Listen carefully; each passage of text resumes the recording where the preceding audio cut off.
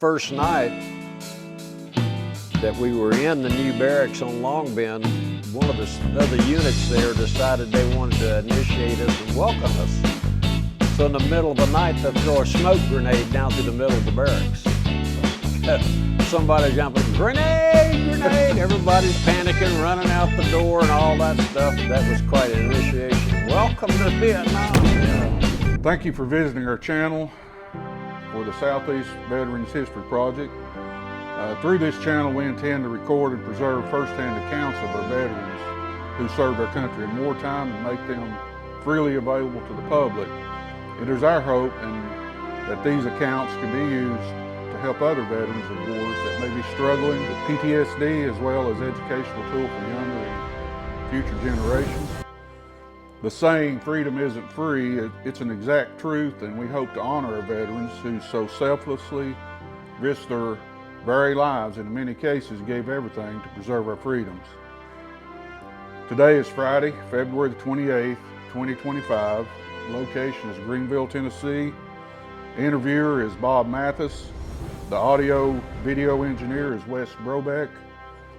And we are honored today to have Richard Riley, a Vietnam War veteran, with us. Welcome, Richard, and thank you for taking time to come out to do this interview. Glad to be here. If it's okay with you, we just start from the beginning. We like to do that. We like to hear, what your childhood, when and where you were born, a little bit about your parents, your childhood, your education, and you just talk as you feel free. And I will step in when I have a question that I think the viewers would like to hear an answer to, and we'll just go from there. Born and raised in Mohawk, Tennessee. The first of three for Paul and Glada Riley. My daddy was a truck driver for most of his life, and he ended up going into the grocery business, and him and Mom bought P&G Grocery in Mohawk. Mama was a housewife and a school teacher, and then, of course, she worked in the store with Daddy when they bought the store. I went to McDonald High School, graduated in 1966, got drafted almost immediately. And 28 and a half years later, I retired just to start a work in civil service.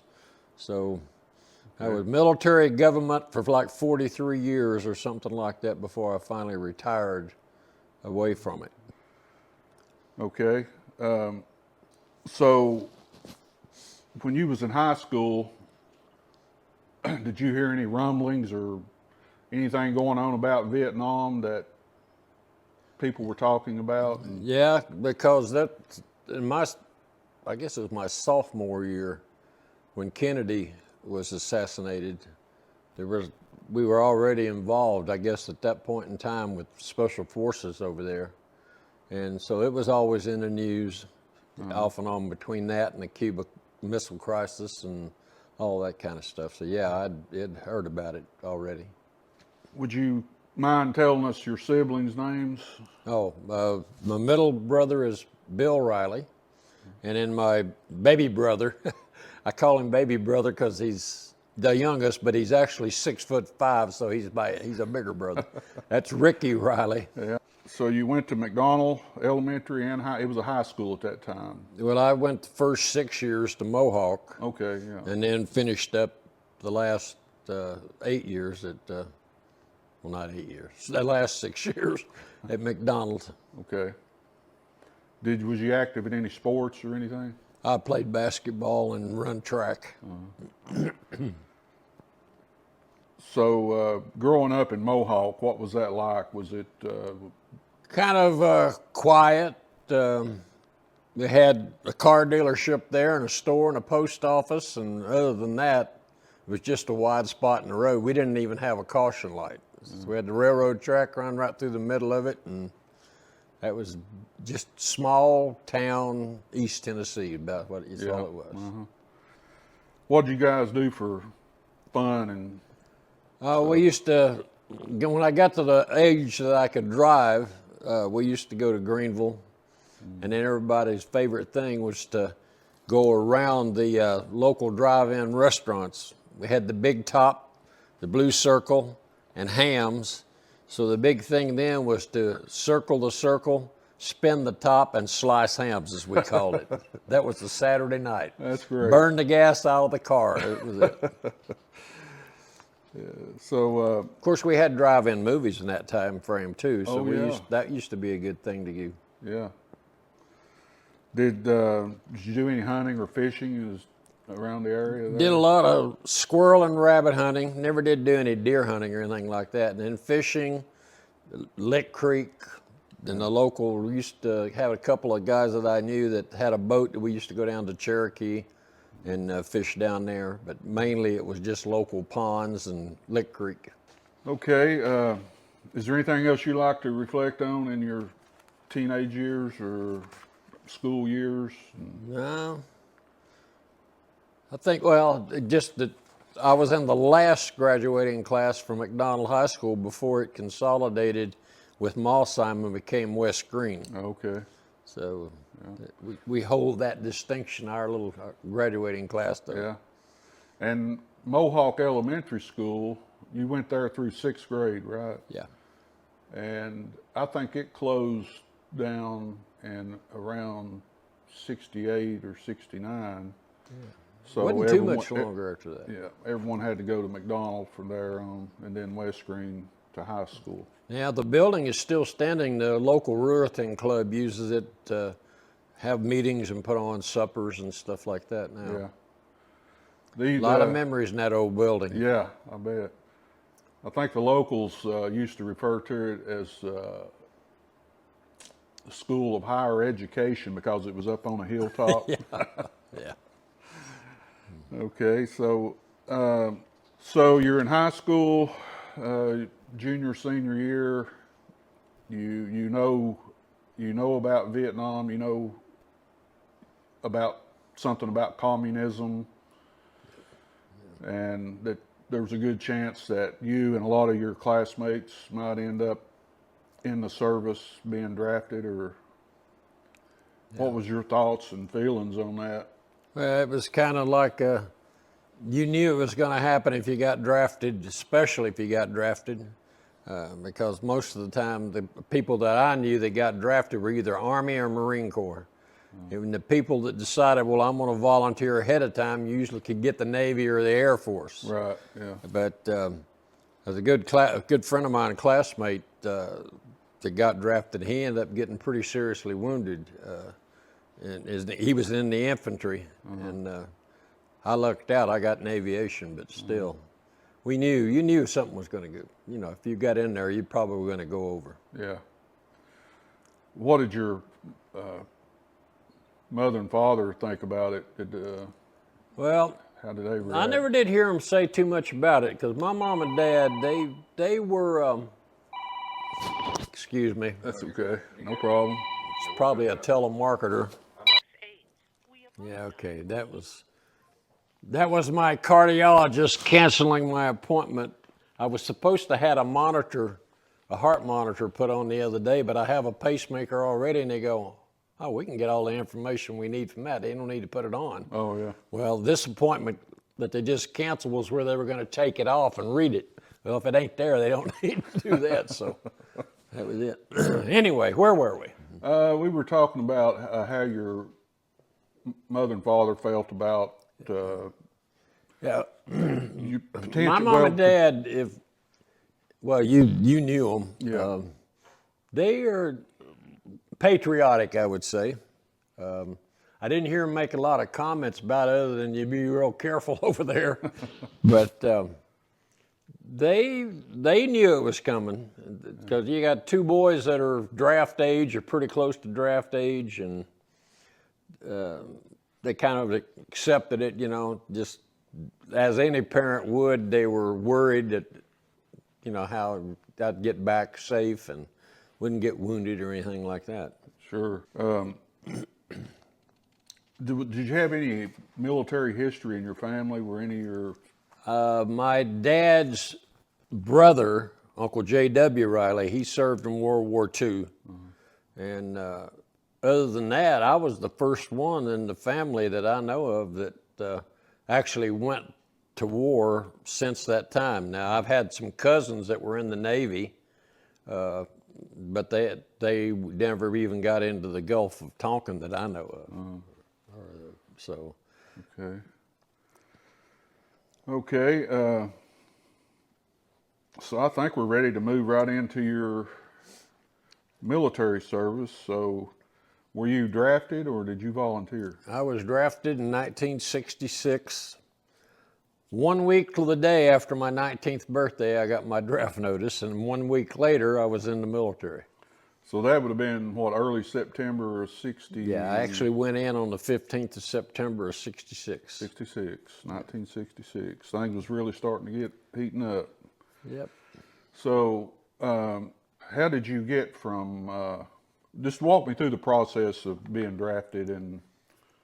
Well, I got my draft notice, and I had to report to the General Morgan Inn in Greenville, because that's where we were all gathered that were being drafted in that particular group. We put on a bus, drove to Knoxville to the induction station down there. Everybody was sworn in. We had preliminary physicals and stuff like that, and then they put us on a bus headed for Fort Campbell, Kentucky, because that's where we ended up taking our basic training. Okay. Went through basic, then went through my my AIT, and for people that don't know what AIT is, it's your Advanced Individual Training. I went through aviation mechanics course on the Huey helicopter. Okay. And then from there sent to Fort Bragg to join up with a unit that was already on deployment status to go to Vietnam. Okay. So when you got your draft notice and you reported to the General Morgan Inn, I'd like to point out that at that time, the General Morgan Inn in Greenville was the old house, correct? The big 2 or 3 story building there on. Yeah, it's right there on Main Street. Yeah. Pretty much looks pretty much like it did today, like it did then. It Okay. Hasn't changed very much. Maybe a little bit of a facial repair or renovation. That was the first time that you reported for any.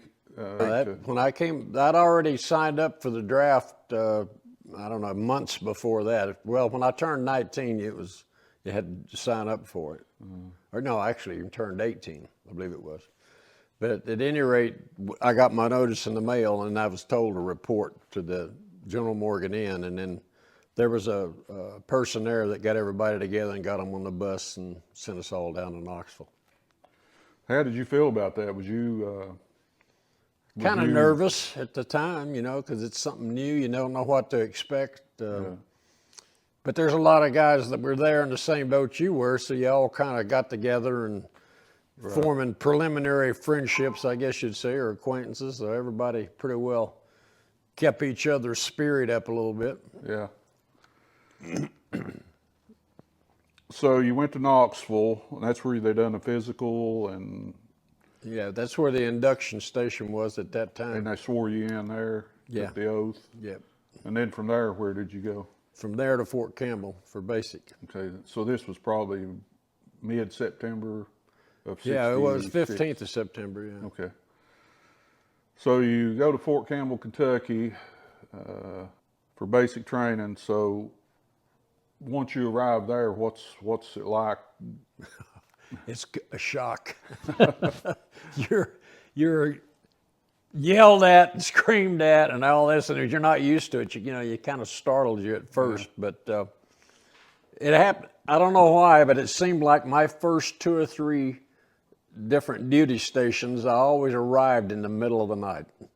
Yeah. It just like it was a plan, make sure you didn't know what the local area looked like or anything else. Yeah. But here we arrived at Fort Campbell, and you're kind of used to having your own room at home, and your own bed and all that. And then it was all these World War II barracks with the big bays. Remember the scenes from Forrest Gump when he was in the barracks, the big bays with the bunk beds and all that? Well, you're thrown into that situation where you're half naked in front of other guys and everybody else, and you're not used to that kind of thing, So that was kind of a shock too. Yeah. And then, of course, standing fire guard, because those old World War II barracks, they were they're made out of wood and they're very old, so that you had a possibility of catching fire. So you always had to have a fire guard. So somebody had to walk back and forth every night. And of course, you had to get up in the middle of the night. Somebody would wake you up, and it was your turn to do it. And it just disrupted your whole way of the way you lived and slept at home. Yeah. The very first night in the barracks, when you woke up that next morning, how did that feel when you woke up and realized you wasn't home? You was in some military barracks. Yeah, I think, oh Lord, it really did happen. Yeah. Because they come in, the sergeant we had, our drill sergeant, actually slept in the barracks. He had his own room. And he'd be up, I don't know what time he'd get up. It must have been around 3:30 or 4 o'clock, but he'd be totally dressed, starched up, the whole 9 yards, and he'd flip on the light and yell, "Get up!" All this kind of stuff, or throw a trash can down the middle of the aisle there to get everybody. So you were startled into being awake. Right. Yeah. So it was quite a shock. You're not used to getting up like that. But I have to say, we had a pretty good sergeant that was our drill instructor. Mm. He wasn't severely like you see the Marines all the time. You see the movies with them in there and how you out loud and yelling and profane and all that kind of stuff. Mm. This guy wasn't that way, but you knew he was the man in charge, So you did what you were told to do, and you did it quickly. We had our first sergeant in our basic training company was a burly, heavy, stout-looking guy with a burr cut. I remember to this day, it was he was red-headed and he had a flat top. And if you can picture just the guy you look at and you want to look away. You don't want to look him in the face because he's that mean looking.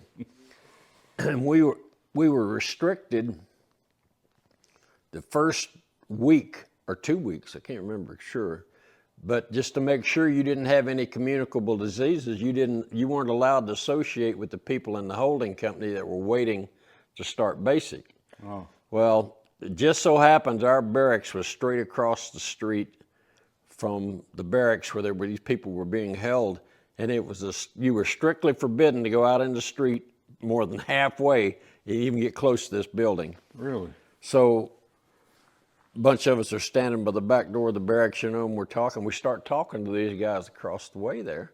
And one of them was from somewhere close around here, and we start talking. And next thing you know, we're all like this. We're standing there together, and we get caught. Oh. And we get drugged to the first sergeant. And then we're all going, And finally, we convinced him, hey, it was not intentional. We just started talking, and next thing you know, we're together. Yeah. Well, he said a few other choice words and said, don't let it happen again. But we all knew that we were in big time trouble, and the Lord knows what was going to happen to us. I imagine some of those drill instructors at that time, or some of the senior people in the military, could have been World War II veterans. Is that? Well, yeah. Well, and I think, if I remember right, our drill instructor and his assistant were both Vietnam veterans already. Oh, yeah. But we had, you run in, when you first go into the Army, you run into such a variety of people that you've never met. Like we had this one kid who had a birth defect, and his head was elongated. He looked like an alien. Wow. That they had to make a special hat for him, maybe even wear a hat.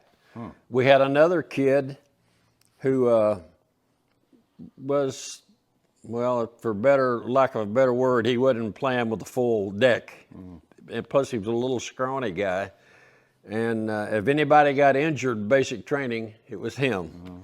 And of course he failed basic training, and the instructor said, and his name was Shields. That's all I'll tell you about him. But anyway, the instructor said, Shields, by the time that next cycle comes through here, there's going to be 3 inches of wax on this floor, and you're going to put every centimeter of it on there. So he got recycled back to the next group coming through. Now, whether he passed beyond that or not, I don't know. But the boy should have never been drafted to begin with, in my opinion. Now, Yeah, it's what it sounds like, and maybe the other one as well. yeah. That you mentioned. Well, the what I was concerned about is, they were talking about everybody's eligible to go to combat. How's this kid with an elongated head going to get a steel pot on? Exactly. Yeah, that's what I was Yeah. thinking. Yeah. And they had to make a special soft cap for him. Had to sew 2 of them together. Wow. But Yeah. I don't. that was just 2 of the people that you Right, met. yeah. You met, and we had another guy that would end up being one of the trainee squad leaders that had prior ROTC experience in college, so he was already familiar with how the military worked. So that was a different kind of guy you meet. So Did they usually somebody like that they'll take and make them a squad leader or something? Yeah, that's what they did with this guy. Yeah. So yeah, and then of course you had to go through the inspections of getting your bunk checked. Had to bounce a quarter off of it, and the floor had to shine. And first time I ever used a buffer in my life. We had it figured out though. Throw that wool blanket down there or part of it, put that pad under, it'll polish it up just like your boots. Yeah, I bet it would. Yeah, it was something else. It's a shock to go from having no knowledge of how the military worked hardly at all to get thrown into that, and then you come out 8 weeks later and you're a soldier. Yeah. It's amazing how they can do stuff and take guys from the city that used to belong to a gang. Right. Yeah. And now he's a part of a gang, all right, but it's an organized gang, so to With some speak. discipline. Yeah. Yeah. So we got done with basic. It was just before Christmas. And I thought to myself, now, I wonder if I'm going to get a little short leave to go home for Christmas during that. Well, they ended up, went from a draftee to a volunteer while I was still in basic. I took an extra year so I could go to aviation. Oh, yeah. Well, apparently the paperwork in here somewhere didn't get caught up because I ended up going to Fort Gordon, Georgia to MP school. Oh. And I was down there for a week before my records caught up with me. They go, "Oh, you're not supposed to be here." I go, "Yeah, I've been trying to tell you that." So they sent me on to Fort Rucker just before Christmas. And I ended up getting, I think, 7 or 8 days off. So I was able to come home for Christmas and then really started into my Huey, basic aviation training before I went from there specifically to the Huey. But that was something else. That's where I drank my first beer, Fort Rucker, Alabama. So you got through basic training in close to December of '66, is that correct? Yeah. And how did you get selected to become to move into aviation? I took an extra year. You took an extra I went year. from being a draftee to being a volunteer. I see. Took an extra year in basic so I could go to aviation. Okay. So in aviation school, Fort Rucker, Alabama, did you tell us a little bit about what they were teaching you there?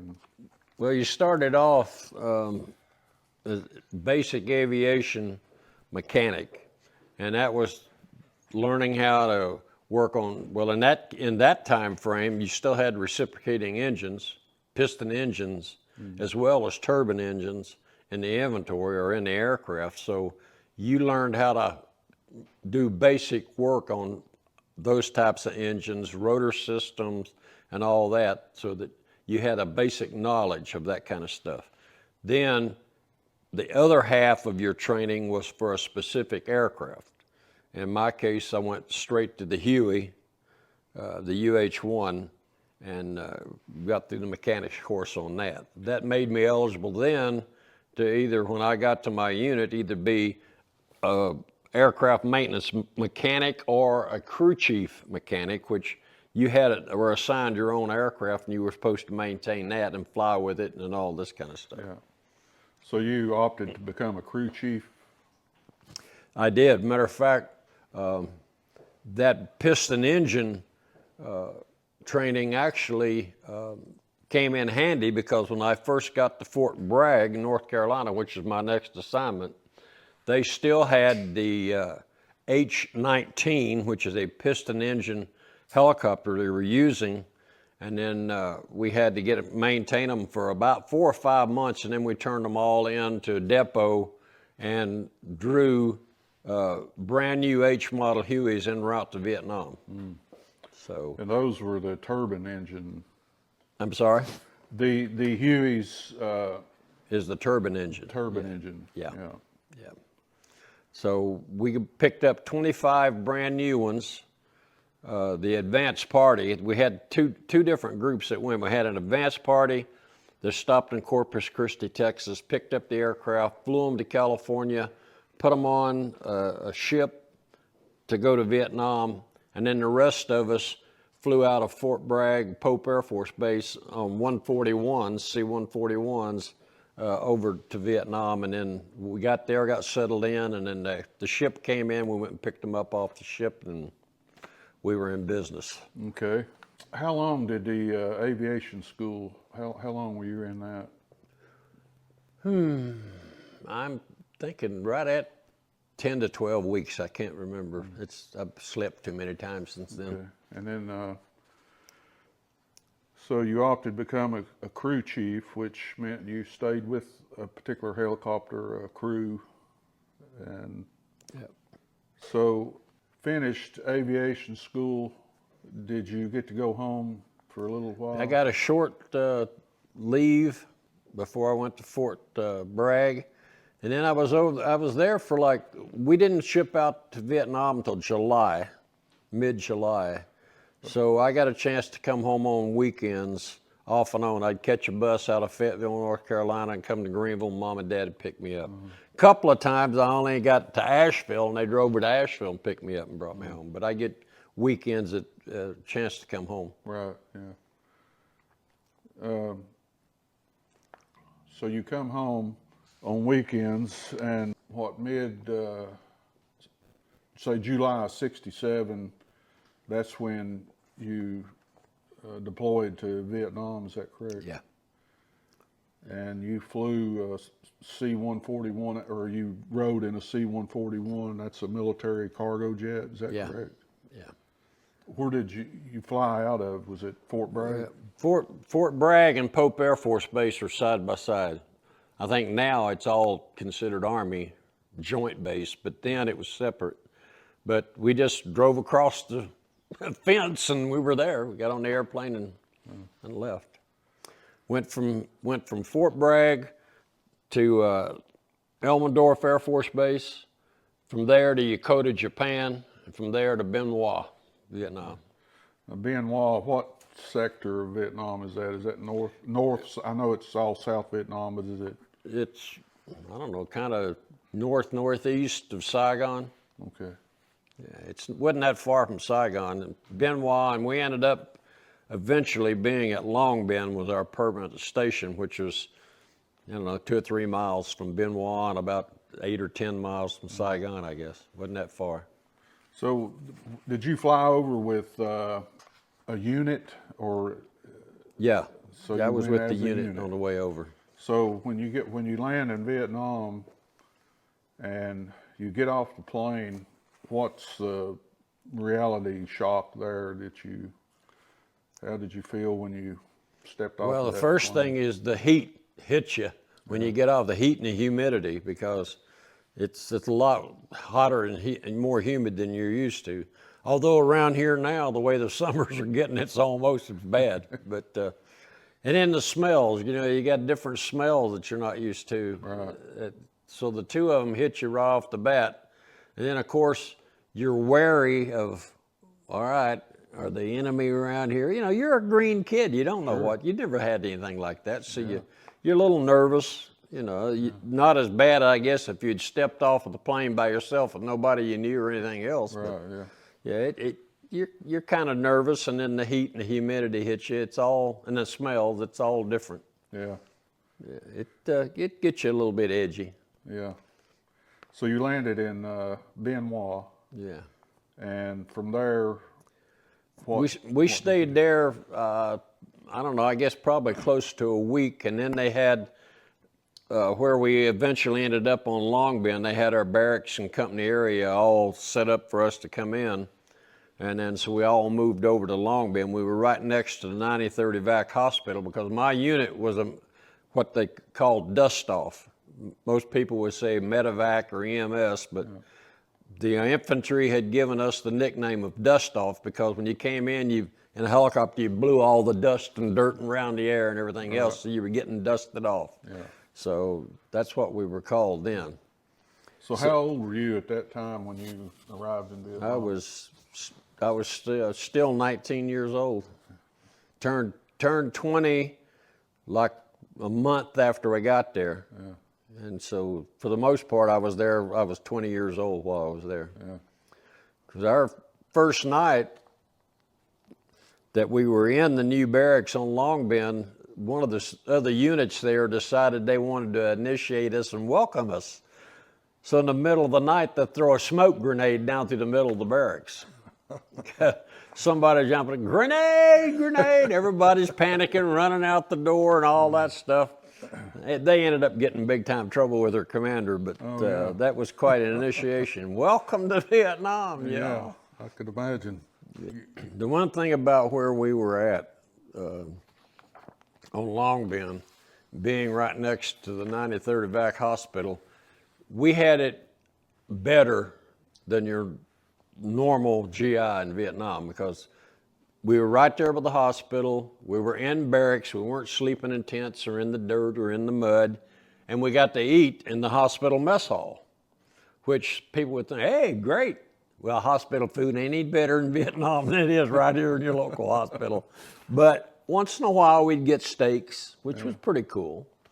And you got to eat in a clean environment instead of having to scrape the dirt out of your mess kit while you're out there in the wild somewhere. So we had a PX. We had MACV military command for Vietnam was at Long Bend. That's where General Westmoreland's office was. So things were better there than a lot of the other places. Also, Long Bend Jail was there. The stockade for Vietnam was at Long Bend. Oh. So everybody referred to it as LBJ, and that ain't Lyndon Baines Johnson. It's Long Bend Jail. Long Bend Jail. Yeah. Wow. So that was there. So like I said, when we weren't flying, we pretty well had it made. But now when we were flying, you just didn't call Dustoff out for nothing. Right. There were bullets usually flying here and there. Well, how did you get into becoming a crew chief in an air ambulance unit rather than some other type? It was actually just the luck of the draw, I guess. When I got ready to get out of AIT at Fort Rucker, I had orders for 45th Med Company AA. And I go, I'm an aviation mechanic. What am I doing going to a medical company? So when I got to Fort Bragg to the in-processing station there, I said, what's this AA? They go, air ambulance. I go, oh, now I get it. Now I know why I'm going. So it happened to be the assignment. It was just luck of the draw. It wasn't anything particular.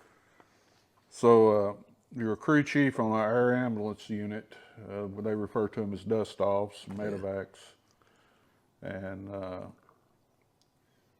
so how did you get from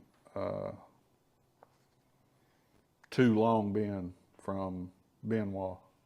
In a convoy. It wasn't like deuce and a halfs, or it was kind of like going through the suburbs. You really didn't get out in the country. It was buildings all along the way. I mean, it wasn't like you were taking a big long journey because it was only like 3 or 4 miles.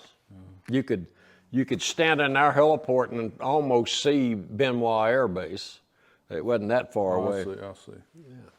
Yeah. One of the major highways going to Saigon ran right outside our perimeter fence. So we had a lot of traffic going by there all the time. Being part of a Dustoff crew, the crew chief, you stayed with one group, one crew? Yeah, our platoon had it broken down into two that stayed on the aircraft, all the same aircraft all the time, was a mechanic, a crew chief, and a medic. Those two people were with the aircraft all the time. And then the pilots in the platoon would swap from different aircraft to different aircraft, just how they came up on their assignment. But the crew chief and medic stayed with the same aircraft all the time. And those Dustoff, those type helicopters, they didn't have any armament. Is that correct? No. Now, there's a difference.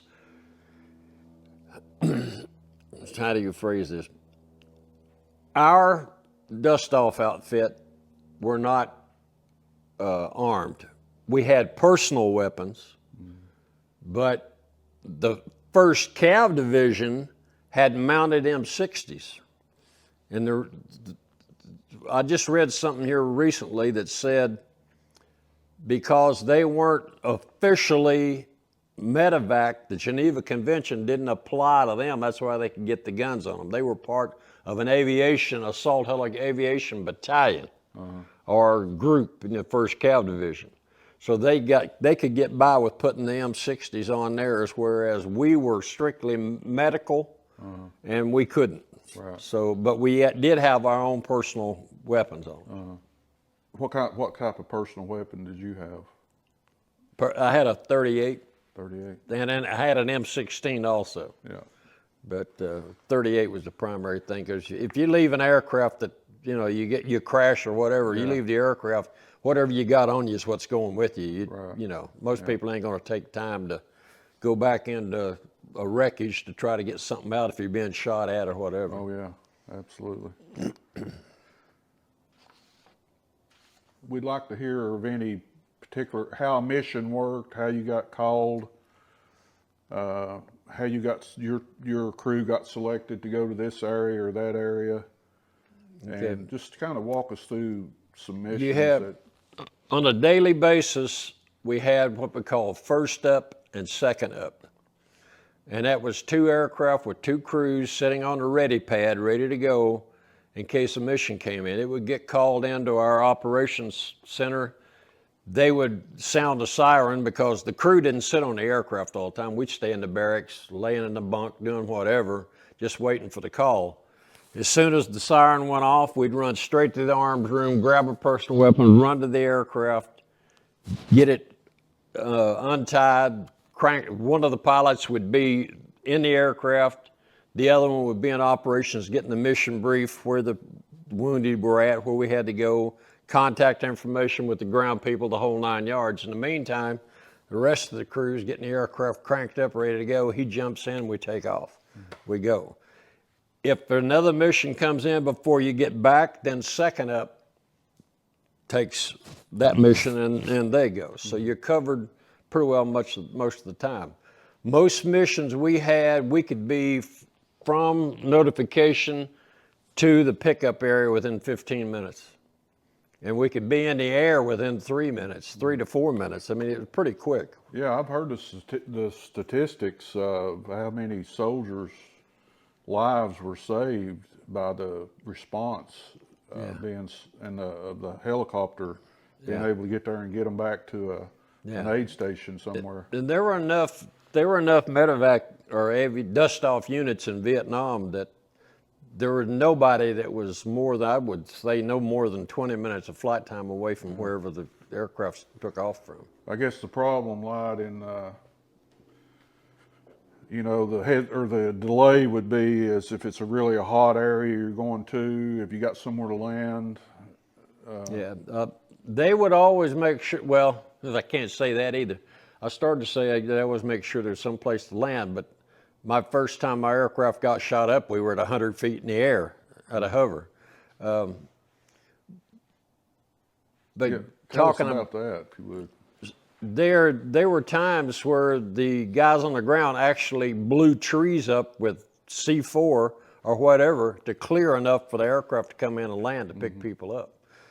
So I would say 99% of the time we had a place to land, or they made a place to land. Now, there's a few times, like I said, we had to hoist people up.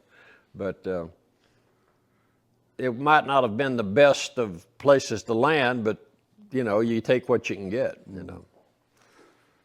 So was most of your pickups, or a percentage of them, were they in a hot area where there was bullets flying around? Yeah, it was a mixture. Actually, I would say probably 75% of the time something was going on, you know, and if we had air support or artillery support to suppress the enemy, you know, then it was being used. We could feel pretty safe going in.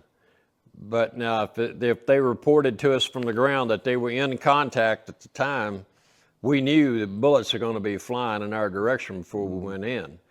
And if it was really hot, the aircraft commander would normally ask the whole crew, "You want to go or no?" You know, and I never was one that we refused to go in. I've heard of some of them that did, but it was probably justified. You know, you don't want to risk 4 more people if they can't suppress the enemy enough for you to pick up the people that are wounded. Right. I mean, you could end up with the wounded on the aircraft and then lose the crew and the wounded. So what good did it do you to go in to begin with? So you got to weigh the circumstances of how that goes. Did you have to ever help with the wounded? Oh yeah, that was part of my job too. Once we got on the ground, inside of a Dustoff, you had a litter system that you had to actually lift the guys up, because you could stack them like 3 deep. Right. And we had to lift them up. So them would feed it into the aircraft, and the other person would help pull it in place and lift it up. Right. So yeah. We'd do that all the time. So generally those wounded soldiers have received some first aid from a battlefield medic that's with their unit, patches them up, just maybe gives them some morphine or whatever, and then the medic on board, my medic on board would see to them from the time we picked them up to the hospital, and it would vary anything from helping deliver a Vietnamese lady's baby to a guy that had his whole back full of shrapnel. Right. I mean, it varied. Right. And we picked up dead too. We didn't just pick up wounded. Right. I've had some pretty gross things I've had to deal with as far as people being dead, that I used to tell my wife all the time, I can go down to the street corner down here to the worst wreck in the world and stand there and eat a sandwich. It wouldn't bother me one bit. Yeah. And when you have to stand astraddle of a body that hasn't got anything from here up, a pickup zone to the hospital, I mean, what are you going to do? You going to stand there like this the whole time? No. Yeah, you just have to adjust to it. You know, the one thing that got me worse than anything was not necessarily the sight of it, but the smell. We had a case where we picked up they had what would be considered a militia. They called them CIDG. It was Civilian Irregular Defense Groups, kind of like a militia over there. And we had to pick up one time. He had a hand grenade on his belt, and the hand grenade went off. Oh, my. And they had him stacked on one half of the litter and his gear on the other half, and the meat was still smoking. Wow. And I mean, it was totally, his legs up here and there, and I mean, it was a gross mess. The smell of burnt meat. Yeah. The human burnt meat. And then they didn't have him covered up or anything else, so it was a gross situation. But one of the funny part of it, and believe me, there was a funny part. We got to the hospital, and the guy from Graves Registration came out to get him, and he came up to the aircraft, and he was starting to reach for the litter, and he took one look, and he tried to turn around and run. Grabbed him with a collar and said, "No, I've had to fly with him 15 minutes. You're going to carry him to wherever you need to go." Wow. But just the look on his face and him trying to run, I had to give a little snicker, even though it wasn't a laughable situation. Yeah, I understand. Yeah. And then another time we had to pick up a North Vietnamese soldier that had been dead for like 3 days, had been down in the swamp. And just like we would expect them to return our soldiers' bodies, the North Vietnamese army expected the same thing. So we would end up having to do things like that too, not only wounded, but dead. I didn't realize and that. he was in a body bag, but the smell was so bad, I had to fly with my head out the door. It just, so like I said, smell, that'll get me, but the sight of it won't. Yeah. Kind of toughens you up a little bit, whether you like it or not. For a 20-year-old kid, it's kind of a... Yeah, I couldn't imagine being, 20 years old and dealing with that kind of stuff, and it's just. Yeah. Well, the sad part of it too is they would force the North Vietnamese, the Viet Cong would force people into helping them out. I picked up a kid that was wounded one time, but couldn't have been more than 10 or 12 years old, and he'd been caught shooting an AK-47 at the GIs when he got wounded. And we had to take him to the hospital. So, Yeah, a 20-year-old kid, 21, they get in these situations and, end up having to shoot a 10-year-old kid, that's something to really have to deal with, Well, that movie, The American Sniper, where he had... Oh, yeah. Yeah, that Stuff very like real. that's hard very to live real. with. That man can tell you about that kind of stuff. Yeah. Yeah. I'd say so. So was there particular units that you all were responsible for taking care of? Field units, infantry units? We covered a corps area. Okay. First Corps, Second Corps, Third Corps. We were the area that went from Saigon almost down to Vung Tau, and just a little bit north up to Cu Chi and Lai Kay and Quan Loy, those areas. So we had an area we covered. If you would, tell us about the where you had to hoist a soldier out of a pretty hot Okay, scene. we got a call that we had a soldier that had been shot in the face, and they were in an area where there was pretty dense jungle. You couldn't land, and we were going to have to hoist the guy out. Well, when we got to the area, that was a recon platoon that had gotten was out on patrol. They had established an overnight base camp about 1,000 meters from where the action actually took place. When we got there, the artillery was hitting so close that we couldn't get gunship cover to come in, and they were under contact at the time. So we decided to go in anyway, so we had to come to a hover at about 100 feet in the air, a little over 100 feet.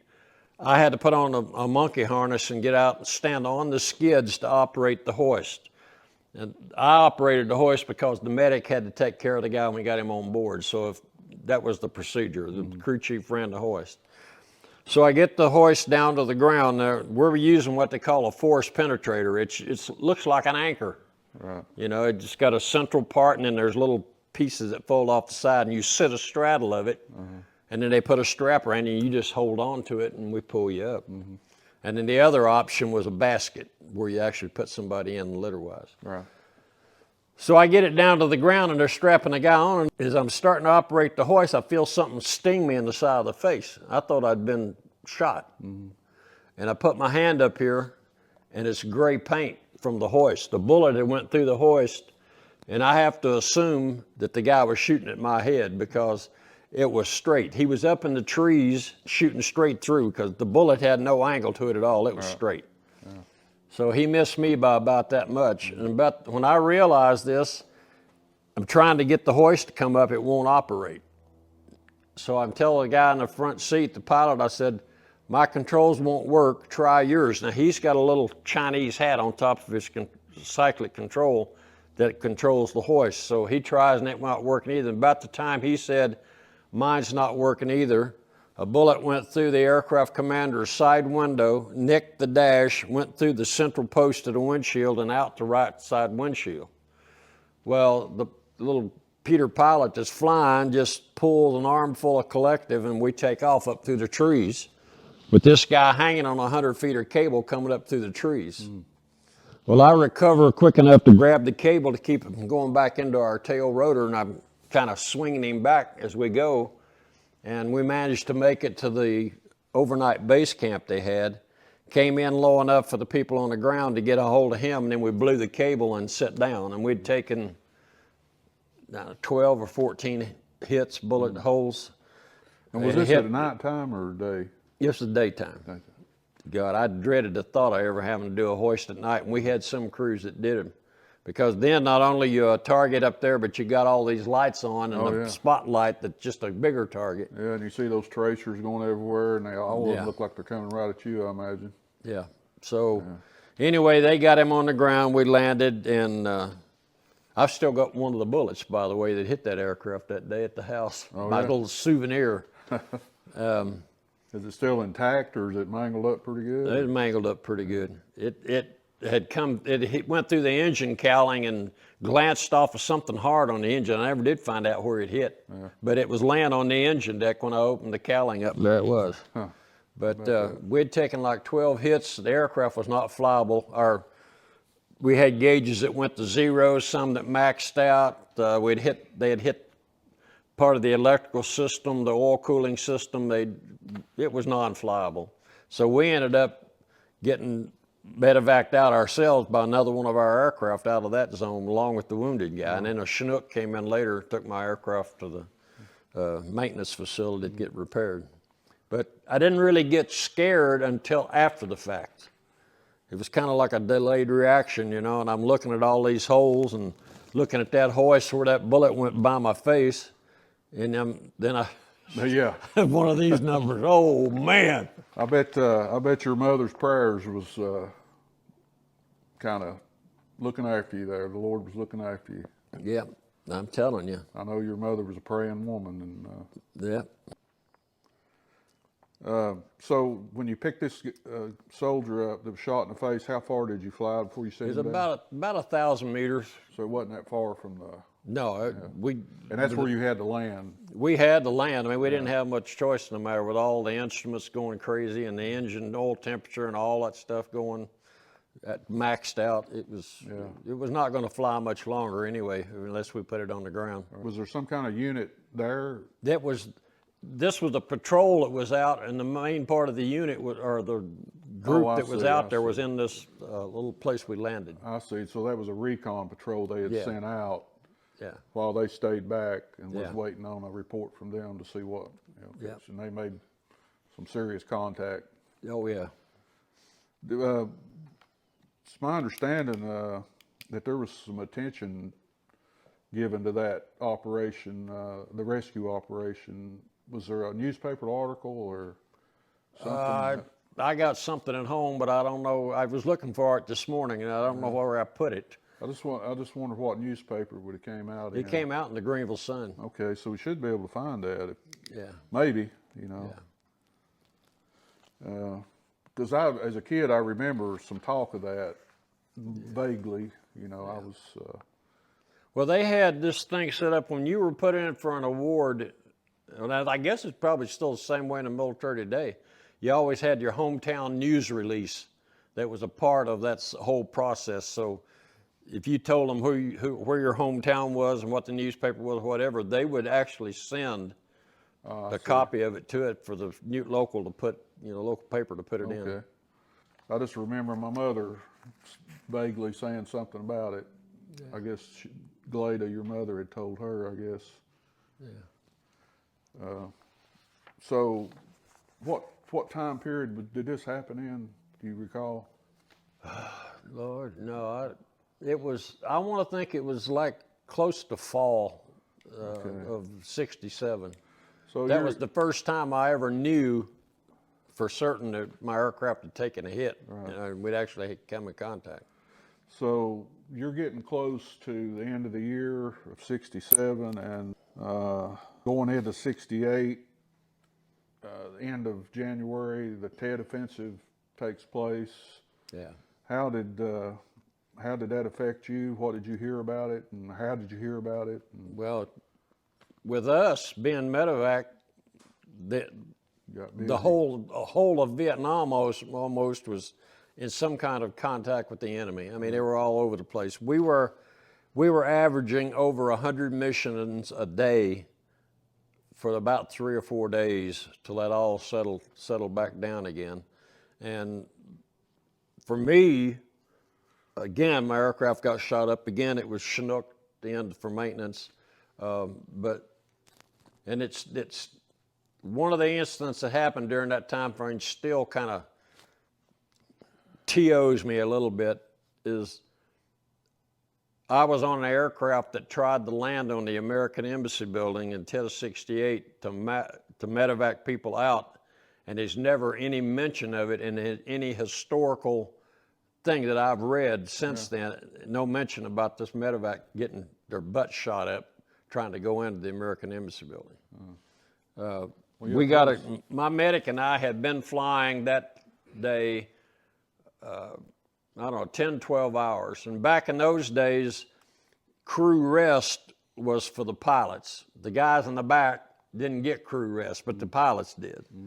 So it was about, I don't know, 3 o'clock in the morning. We just landed from another mission, and they pulled the 2 pilots off. And so me and the medic were sitting there, well, boy, I wonder who we're going to get to fly. Well, about 5:30, 5 o'clock, there's a mission called in that the American Embassy building in Saigon's under siege, and they got wounded, and we need to go get them. Well, the commander decides he'll take that mission, him and the operations officer. So they come out, get on the aircraft. We fly to Saigon, and they land on top of what turned out to be the president's palace in Saigon. It wasn't the American Embassy. They thought it was initially. Right.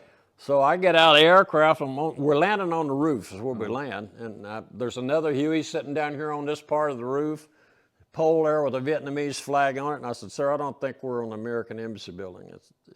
I said, this looks like, and I think it was President Key was the guy then. I said, this looks like Key's palace.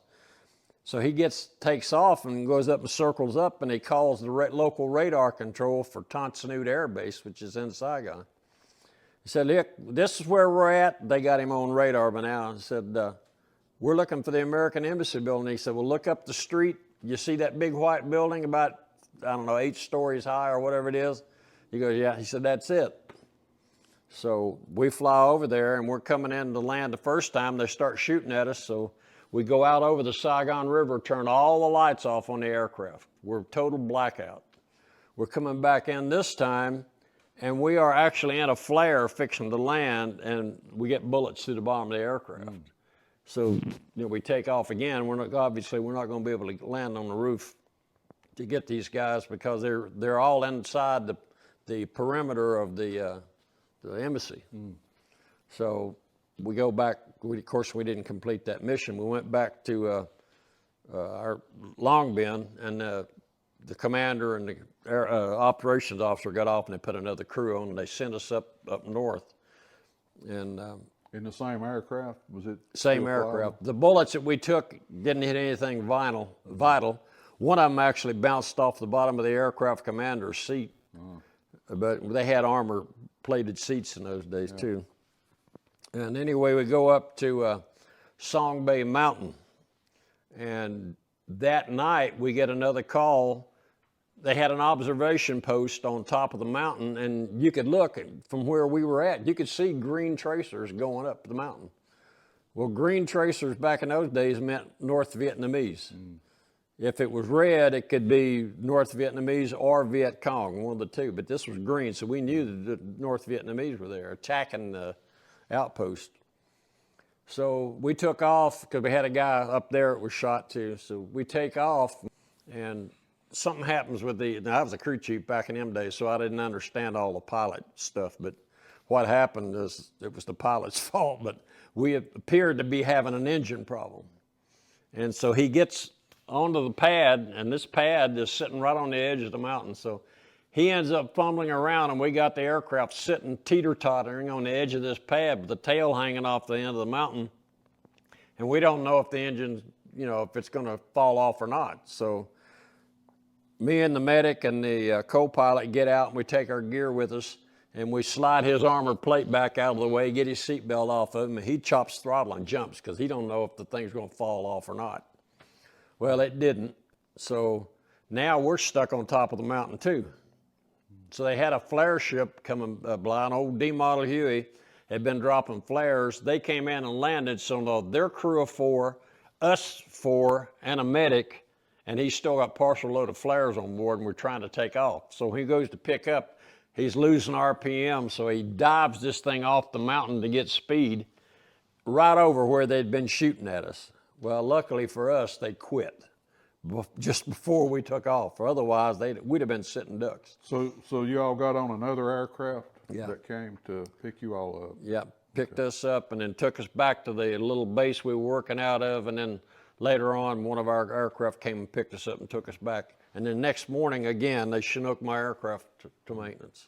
So when you come off of that mountain, you were going down the mountain right into the fire that was coming up? Yeah, that was his takeoff area, right over it. Luckily for us, they weren't shooting at the time, or they'd have had us dead center. I mean, there was no way that they could have missed us coming off of there. So they'd been firing and then they stopped for some reason, and Yeah, that was it. you all found a window there and got through it, I guess. Something like that. So we were lucky. Yeah. Well, by the time the Tet Offensive was over, out of 25 aircraft, we only had like 5 left flyable. The rest of them had been shot up, were in maintenance. I don't think we had any that were a total loss. Everything was able to be repaired, but we were in pretty bad shape as far as availability goes, and able to do our job because we were just so short aircraft. Yeah. And we didn't have the 25 aircraft at Long Binh. We had platoons. We had a platoon in Vung Tau. We had a platoon in Lai Kay. We had a platoon in Quan Loy, I think it was. And then we had the second platoon, which was what I was in, was at Long Binh, along with a small headquarters section. And then we had another smaller unit there with us. So we had a lot of aircraft sitting on the ground that needed to be out helping. So luckily the offensive itself didn't last that much longer. And we came out of it. I don't know how many people's lives we saved on that, but it was quite a few. Yeah. Quite a few. Do you recall approximately what month it was that the embassy landing took place? I'm where you flew out to land on top of the U.S. Embassy. That was during the Tet of '68, so that was late January, early February. So it was early on in the offensive. That was part of the offensive, yeah. Missions or we had scenarios you like to talk about? It's kind of funny the way I recall the missions where we got shot up more than anything else. Sure. We had one more down in the Delta. We got called that there was a squad pinned down behind the building out in the middle of the rice paddies, and the Viet Cong were shooting at them from the tree line, had them pinned down, and they had a couple of wounded. So actually, I think they had 3. So we got down there. The gunships had just expended all their ammo and were leaving, so we didn't have any gun cover. So we went in and picked up the first 2. And we were starting to take fire, and the other guy, they didn't have him ready yet. So we took off, flew to the hospital with him, turned around and came back. Still no gun cover. They didn't have anybody back in there yet. We went in and landed, and this time, to pick up this last guy, my medic, we took some more hits in the aircraft, and one of them went through the cross tube for the landing gear, and a piece of the shrapnel got my medic in the leg. And then the aircraft commander was sitting up there with his arm out the door, and one piece of shrapnel went by and laid his elbow open for him. So we had 2 wounded ourselves that time coming off there. Luckily, nobody was seriously injured. A couple of stitches, and that was about it. But we took a few more hits in the aircraft and had to go into maintenance again. I swear, sometimes I think my aircraft stayed in maintenance half the time I was over there. But is that the situation where you think there might have been some Viet Cong in a spider hole? Oh, no. Oh, that was another time. I forgot about that one. We were just north of Cu Chi, which is another base up there that the Viet Cong, come to find out, had had a bunch of tunnels underneath the compound.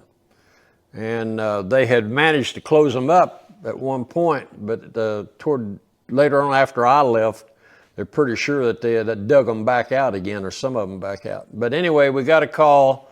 It was a ARVN battalion, that's the Vietnamese Army, was getting under contact, and they had, a rice paddy has dikes to hold the water in because they have a lot of water they use for growing the rice. Mm-hmm. So we were supposed to land in the middle of the rice paddy, having these guys all around us for cover, you know.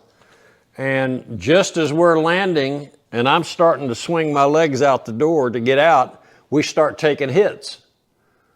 And they got the fuel cell. We had fuel running all over the place and everything else. We managed to make it back into Cu Chi, landed. And when I got out and looked, every single bullet came up like that into the aircraft. Mm. Well, we didn't take any hits till we were on the ground. So Charlie was inside the rice paddy in spider holes with the ARVNs. That's why they were taking so many wounded. Wow. Later on that day, we had, of course, they had to take my aircraft to maintenance again. Later on that day, we had another aircraft go in to try to make a extraction, and they took so many hits that when they had to do a running landing back into the Cu Chi, and when the pilot rolled the throttle off, the transmission seized and the blades stopped in midair. Wow. They had no hydraulics. Most of his glass was shot out. People that have been wounded, were put on the aircraft, got wounded again. The medic got knocked loose from his mic cord and got knocked down in the LZ, and they were taken off. They had to do a pedal turn, come back in, pick him up, taking more hits when it happened, and they barely made it in to land without all of them getting killed. But the rotor system just froze, stopped, because they had been running the transmission. It shot the transmission up. There was no oil in it. I see. But that was the same LZ that we had gotten shot up in earlier that day. Yeah. So it's like some VC were inside a perimeter of ARVN, which is South Vietnamese. Yeah, they were in Army. spider holes, the only thing we could figure, inside with them. So no wonder they were taking so many wounded. They were taking pot shots at them from spider holes. Wow. Yeah. You would think they would have been afraid to do that, knowing that they were within a perimeter of their enemy. Well, I'm sure that those spider holes probably were hooked into tunnels underneath the whole area. So they could get out of the area. I mean, I tell you, some of the craziest people in the world had to be those little guys, tunnel rats they call them. Yeah. Because you go down in there with a flashlight and a 45, and you're going to encounter snakes and Viet Cong and spiders and Lord knows what else. Oh, yeah. I couldn't imagine doing that. They had to be totally psycho. If they weren't when they started, they would be after it was all over, that's for sure. Yeah. Okay, so you was in Vietnam, and you arrived there in July of '67, and so I assume July or August '68 your tour would have been up. Yeah, mid-July '68, came home. You want to tell us about that, the wind down to your last days? And the last 30 days I was there, we already had a replacement that I'd been training to take my place with my aircraft. So basically the last 30 days I just goofed off. I played back in those days you had a payroll officer. He'd go around and pay you in cash, and you had to sign for it. Well, he had to have a guard. So I volunteered to be the payroll guard. So that's what I did. I went with him around our different platoons we had. And to fly, you had to fly? Yeah. And so that's what I did for the last 30 days. And once I got down to the last couple, it was really kind of funny in a way too. During, I don't know, 66, 67, somewhere around in there, one of the planes taking troops to Vietnam got forced down in Russian airspace, got forced to land, and they were some kind of negotiation, got them released and all that. Yeah, I think I remember hearing something. Well, that was Sabina Airlines, if I remember correctly. Well, when I got ready to leave, the outfit that was supposed to fly us home was Sabina Airlines. And they were 17 hours late getting there, so we thought they'd been forced down in Russian airspace again. So when we got on this plane, we're heading back to the States, we all hold our breath till we get short or clear of Russian airspace, and we actually land in Alaska. Right, yeah, So, that was during the Cold War days, and yeah. I think the Soviet Union was supporting Vietnam. Oh, well, they were, I'm sure. But anyway, so when we take off out of Vietnam, coming back, of course, when the aircraft got airborne, everybody was yelling and clapping and carrying on. We was all crazy. So we landed in Oakland at the Air Force Base there, went in, and they gave us new uniforms. We got a steak dinner. Then we got advanced travel paid to get to buy our plane tickets home, and then they took us to the airport, you know. I was lucky. I didn't see much in the way of protesters. It might have been the time of day because it was in the middle of the night. So we actually got to avoid most of that. And then, of course, landing at McGee Tyson in Knoxville, you ain't going to see any protesters down there, Bubba. You in East Tennessee. That's right. we're patriots around here. That's right. So anyway, I had to fly standby because I didn't have enough money to buy a full-blown ticket. So we flew standby from San Francisco, and I had to lay over in Dallas, and then another one in Atlanta, and then on into Knoxville. So I get on the airplane in San Francisco, and the stewardess says, "You're flying standby?" I go, "Yeah." She said, "Well, you'll be lucky if you get back on in Dallas." She said, "We're always full out of Dallas." So when we got ready to take off out of Dallas, I waved at her from first class because that's what the empty seat was, and they put me in first class. I thought, well, I like this. So I flew into Atlanta, and when I got to Atlanta, I thought I had enough money. I was just going to change that from a standby to a full-blown ticket out of there because I wanted to get home. And I knew Mama and Daddy and my fiance were going to be waiting in Knoxville. So I ended up landing in Knoxville, and they were waiting on me, and there I was. I was back home. No sign of protesters, none of that stuff.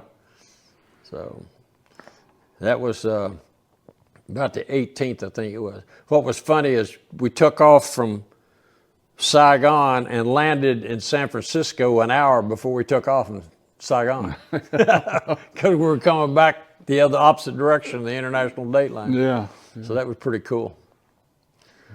So I got back home, and then 30 days later I was at, where did I go from there? Oh, Germany. I went to Germany. It's my first tour in Germany. So you had you had a 3-year commitment. Yeah. So you had quite a bit I had more about time a year left. And I tried to talk them out of sending me overseas. I was saying, "Wait, I only got a year left. You want to waste that money to send me?" No. For the needs of the Army. So there I was. So they sent me to Germany, and that's where I met my first wife.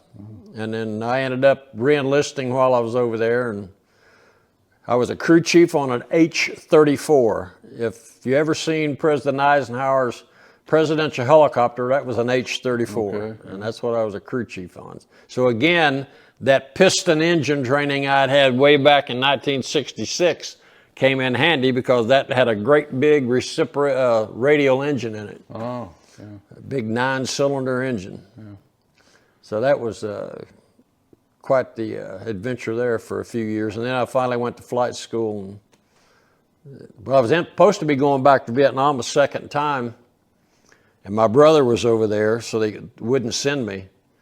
And that all stems from the, what was that group of the Sullivan brothers, all of them that died in the, well, if you were either an only child or, I don't know exactly how it worked out, but my brother was there, so they wouldn't send me back. So in the meantime, I got into flight school, and when I got out of flight school, they weren't sending anybody back over again, so that was pretty well it. So you re-enlisted, I assume, after 3 years? Yeah. And went to flight school to become a helicopter pilot? Yeah. And was that what did your rank? What happened to your rank, or what was your rank prior to that? And I was at Spec 6. It's an E6 when I went into flight school, and I came out as a Warrant Officer 1, W1, and when I retired, I was a W4. what type of helicopter did you end up mostly flying? Mostly, well, out of my total flight time, I got like 3,000 hours of flight time. Most of it is in Hueys and Cobras, and then about 700 hours in Apaches. So it's kind of ironic in a way when you think about my first job in the Army was saving people's lives, and my last job was one where you take people's lives. That was a total 180 out. So the Cobra was the main attack helicopter during the Vietnam, Yeah. and then the Apache. It actually came over there in '68, and I read something somewhere. It was the only helicopter they had developed that time that went straight from the drawing board to an actual line item aircraft without going through some other sort of Like a prototyping or something? It was one developed from get-go all the way to the manufacturer, intending to be an attack helicopter. Yeah. And there's people that still love that aircraft today, and I'm one of them. The Cobra? Yeah. My wife flew them too. She was good at it. Tell us a little bit about that, how you met her. And I was at Fort Eustis, Virginia, going through the Huey test pilot course, maintenance test pilot course. And she was a brand new second lieutenant out of ROTC coming in for her officer's basic course. And I met her there. And then later on, about 2 years later, we ended up getting married. I was down at Fort Rucker going through a advanced warrant officer course, and she got her clearance to come to flight school. So I managed to get what they call bootstrap or degree completion to finish my college degree. I managed to get that approved, so I got to stay there with her the whole time she was going through flight school. So here I was, an experienced pilot, so I was able to help her all the way from theory of flight to map reading to the whole 9 yards all the way through. And that we ended up going, I've got an article on my phone of where we were actually interviewed by Army Times, and a picture of me handing her helmet in the back seat of a Cobra. That whole thing with her going through Cobras, she was Transportation Corps at the time, and she called them up. She was getting ready to go finish flight school, and she didn't have any orders, follow-on orders yet. So she called them up and said, this is Gail Riley, what you going to do with me? They said, oh, we're sending you to Cobra transition. She goes, hold on a minute. This is Gail female, not Gail male. Said, we know. She goes, you don't send women to attack helicopters. Oh, yes, we can. We're Transportation Corps. You're going to be a maintenance officer. So they sent her to it, and that right there, for her development, I guess, in what I'd call the strength and able to handle adversity, that was the deciding thing right there that caused her to be able to do that, because she met more opposition from the male community the whole time, because here's this woman breaking into our domain. And they didn't want to hear that it wasn't something she volunteered for. All they knew was that she was there, and they didn't like it. And she still proved to them all that she could still do it. So she was actually the second woman to ever be rated in a Cobra, the first one to ever be a maintenance test pilot in one of them. And she and I were the first husband-wife attack helicopter team in the Army. So Army Times made this big story about it and all that stuff, and put our picture in the paper and all that stuff. So, wow, that's interesting. Yeah. Plus, she was airborne. She went through jump school while she was in college in ROTC. So she did all kinds of stuff women weren't supposed to be doing in the Army, and she was quite good at it too. The picture that's in the paper is when she and I were fixing to graduate from what they called the ECAS Cobra transition, where they had the TOW missiles mounted on them. And we had both had the same instructor, a guy named Bob Manette. And every day we'd come in and get done flying, Bob would say, "She outflew you again today, boy." I said, "What do you mean?" She said, she had finesse. You know, if you're used to flying an old Huey, you can slop the controls around all over the cockpit and it'll pretty well stay on down the road. With a Cobra, you can just think about the direction you want to go and you're going. I mean, and real sensitive. A light touch on the controls makes you a better pilot than an old Huey pilot like me. So every day I'd hear about it from him. Yeah. Matter of fact, I just heard about it the other day on my phone. I'm a member of this group called the Attack Helicopter Association. And you know how Facebook will bring up something like if it's 10 years ago, you say on this date, you put this in there. Well, it had that in there again, and Bob made the comment, "Yeah, and she still could outfly him." So, yeah. So anyway, that was pretty cool. But she was actually rated in more aircraft in the Army than I was. She was fixed wing as well as rotary wing. Oh, yeah. So she flew Hueys, Cobras, Blackhawks, and U-21s, which was Queen Air, equivalent of a Queen Air. So, yeah, she made major, and people used to ask, "Well, who's the boss?" I said, "Look, I got to be, or she's the boss at work and at home. I can't win." Oh gosh. Yeah, so. Yeah. Well, But she just passed away this last August, so. Sorry to hear that. Yeah, she's something else. Yeah. Everybody loved her. When she was in the 82nd for a while, and when you know that when you come into Fort Bragg, you got Iron Mike standing out there, the big statue of the airborne trooper. Well, her platoon there gave her an Iron Mike and put Iron Lady on it, and gave it to her when she got ready to leave because she was tough. She had to be. I mean, especially going into the 82nd on top of being Cobra. Right. Yeah. So. Well, how long were y'all married? Almost 45 years. If she'd have lived till November, this past November, it'd have been 45 years. Couple of days, that's for sure. Yeah. Well, Richard, it's been a pleasure, and I've enjoyed it, and this is rich, and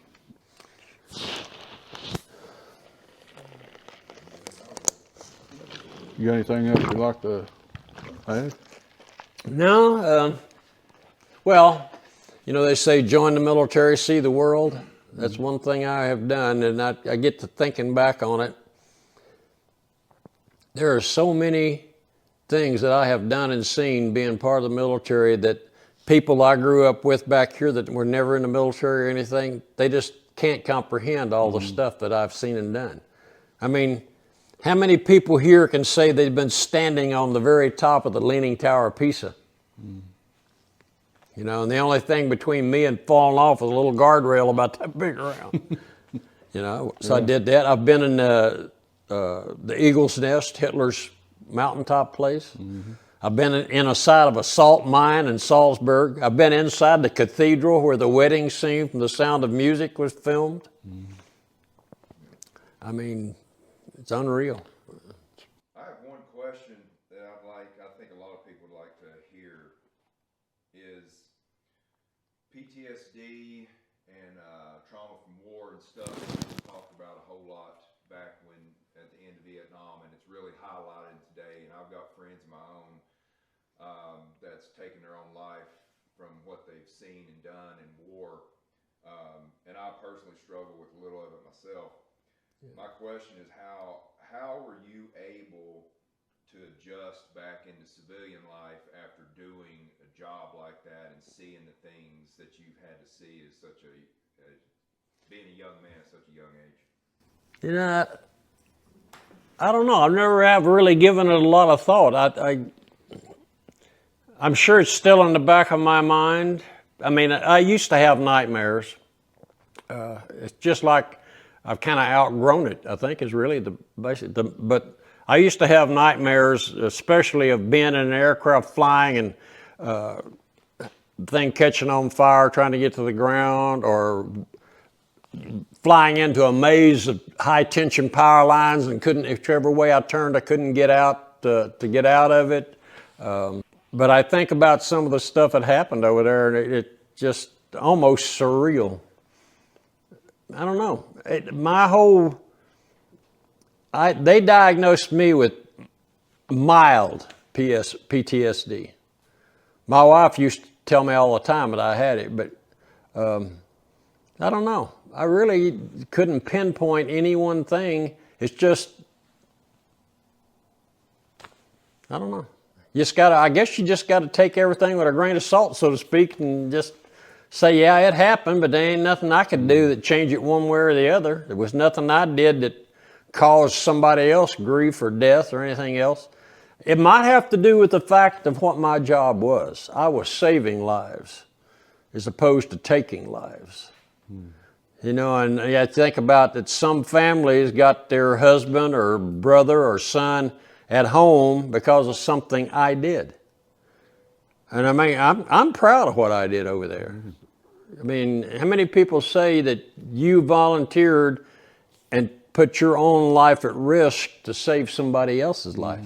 Thanks for watching our channel. I would like to thank all our veterans for their service, and to the Vietnam War veterans out there, however you may feel, your fight was not in vain. I know there's a lot of debate out there about our participation in that war, but make no mistake about it, your fight was for a noble cause. You were fighting against communism, an evil ideology devised by the devil to destroy humanity. Check back later as we plan to interview Richard's brother, Bill Riley. Thank you.